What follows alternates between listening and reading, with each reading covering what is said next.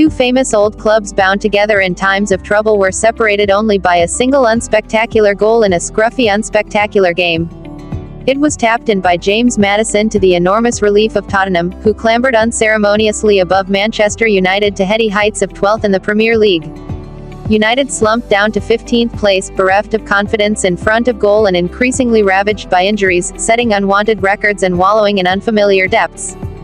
The only consolation is that they remain comfortably clear of the drop zone because their form under Ruben Amorim, who has won only 9 of his 21 games in charge, might otherwise be bad enough to send them sinking them into the relegation mire. Tottenham have now beaten them 3 times this season, a pithy reversal of the "Lads, it's Tottenham" catchphrase coined by Sir Alex Ferguson back in the day when his team ruled supreme. "Lads, it's United" might be more apt these days. Spurs put 3 past Eric Ten Hag's United at Old Trafford in September and 4 past Amorim's team in a chaotic 7-goal thriller in the Carabao Cup in December. That was the night when Ange Postecoglou quoted Gladiator. "Are you not entertained?" the Spurs boss asked after his team had raced into a 3-0 lead, and then looked capable of losing it when Amad Diallo came off the bench to inspire the visitors and Fraser Forster started to self-destruct. This was somewhat different. There were few of the thrills or spills. There was lots of huffing and puffing but very little quality or rhythm. There was no Diallo either, among a dozen United players missing through injury and illness. And there was no Forster. Guglielmo Vicario made a fine return to the Tottenham goal with a clean sheet, and Postecoglou, with 5 key men back from injuries, could offer Amorim a little empathy as they embraced before kick-off. His Spurs squad has been stretched to its limits through mid-winter. In fact, there have been many similarities between the clubs this season. Suffering on the pitch, caught in a downward spiral with an air of protest brewing off it. This, however, has been a fixture circled on Postecoglou's calendar for some time as a reset point. Vicario's return was a big one. Back for the first time since breaking an ankle in the 4-0 win at Manchester City in November, he is one of the senior voices and generally a soothing presence behind a back line committed to attack as much as defend. He was required from the outset, making a couple of decent saves when the game was goalless. First from Rasmus Højlund, who beat Ben Davies for pace and cut inside onto his left foot. Vicario parried Højlund's effort and United recycled the ball to Alejandro Garnacho, who forced the keeper into a flying save with a curling right footer.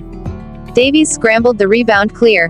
Maddison was the other senior player back from injury and straight into the Spurs starting lineup after 3 weeks out, and opened the scoring to take the edge off a chorus of "We want Levy out" chants had threatened to take hold in the South Stand.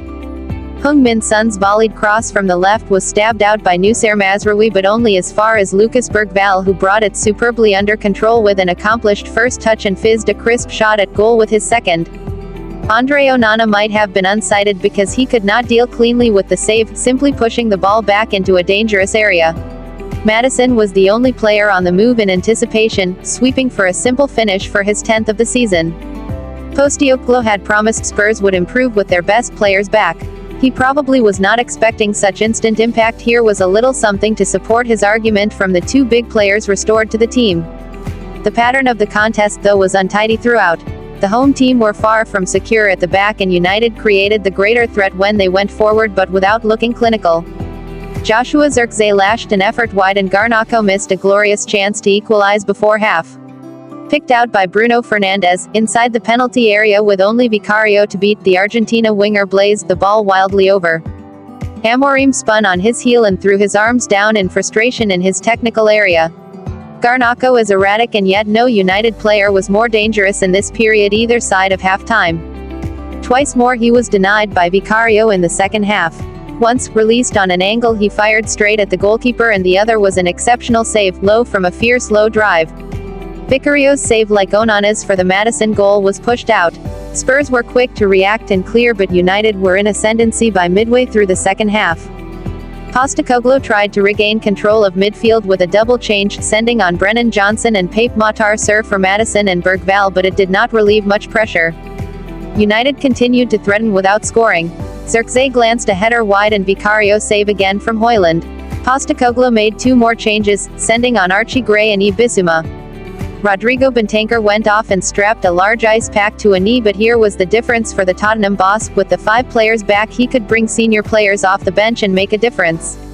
Wilson Odobert came on in the closing minutes, his first appearance since October. Tottenham resisted and flickered on the break. Onana made a save from Dejan Kulusevski, who was more influential when he moved into midfield after Maddison's exit. Davies saw a shot deflected wide. Amorim's only roll of the dice was to send on teenage striker Cheeto Obi for his debut. Ultimately, Spurs were able to close the game out and finished on top. For them, back-to-back victories in the Premier League.